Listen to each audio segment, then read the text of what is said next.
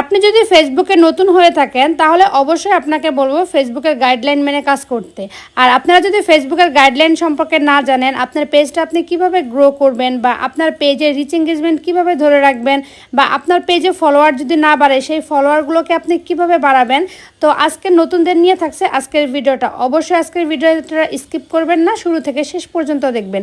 তো hello everyone, আসসালামু আলাইকুম, welcome back to my page. সবার কী অবস্থা, সবাই কেমন আছেন অবশ্যই কমেন্ট করে জানিয়ে দিবেন। আর আজকের ভিডিওটা কে কোথা থেকে দেখছেন তারা কিন্তু অবশ্যই কমেন্ট করে জানাবেন। আসলে নতুন অনেকেই আছে যারা ফেসবুক গাইডলাইন সম্পর্কে অনেক কিছুই জানে না, তো আজকের ভিডিওটা ভাবলাম যে তাদের উদ্দেশ্যেই করি, তাদেরকে কিছু ইনফরমেশন দেওয়ার জন্য। তাই অবশ্যই বলবো যারা নতুন ভিডিওটা দেখছেন তারা শেষ পর্যন্ত ভিডিওটা দেখবেন। তো প্রথমেই বলি যে নতুনরা কি ভুলগুলো করে, আর সেই ভুলগুলোর কারণেই কিন্তু নতুনদের পেজ আসলে গ্রো করে না, তাদের পেজে ফলোয়ার বাড়ে না।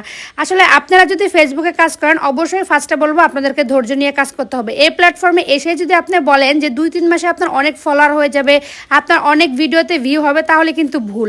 এই চিন্তা ভাবনা যদি থাকে তাহলে কিন্তু সেটাকে আগেই বাদ দিয়ে দিন। প্রথমত আপনার পেজে রিচ এঙ্গেজমেন্ট বাড়াতে হবে এবং আপনার ভিডিওটা সুন্দর করতে হবে এবং আপনার অরিজিনাল ভয়েস ব্যবহার করতে হবে। নতুনরা ফার্স্টে এই ভুলটা করে, সেটা হলো মিউজিক নিয়ে কাজ করা। যারা মিউজিক নিয়ে কাজ করছেন তাদের উদ্দেশ্যে বলবো আপনারা শুরুতে অবশ্যই মিউজিক নিয়ে কাজ করবেন না, চেষ্টা করবেন অরিজিনাল ভিডিওর পাশাপাশি অরিজিনাল ভয়েস ব্যবহার করার জন্য।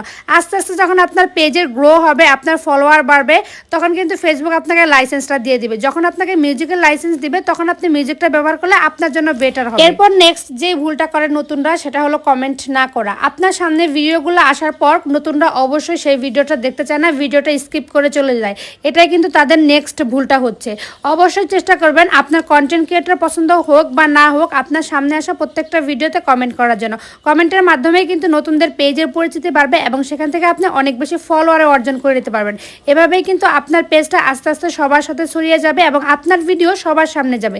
ফেসবুকের কিন্তু এখন নতুন আপডেট অনুযায়ী আপনি যদি কারো ভিডিও না দেখেন তাহলে কিন্তু আপনার ভিডিও তার সামনে যাবে না। তাহলে দেখেন আপনার ভিডিওটা যদি কারোর সামনে না যায় তাহলে কিন্তু আপনার সেখান থেকে ভিউ হবে না। তাহলে ভিউ না হলে কিন্তু আপনার পেজের কখনোই গ্রো হবে না। তাই অবশ্যই চেষ্টা করবেন আপনার সামনে আসা প্রত্যেকটা ভিডিওতে একটা গঠনমূলক কমেন্ট করার জন্য।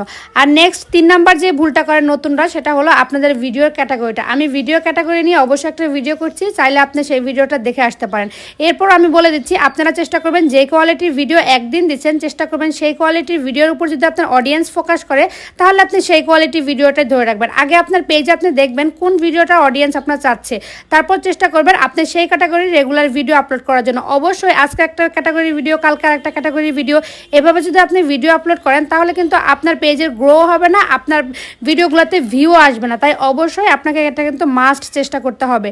তো যাই হোক, আজকে যদি আপনার ভিডিওটা ভালো লাগে অবশ্যই একটা লাইক কমেন্ট দিবেন। দেখা হবে নেক্সট ভিডিওতে। আল্লাহ হাফেজ।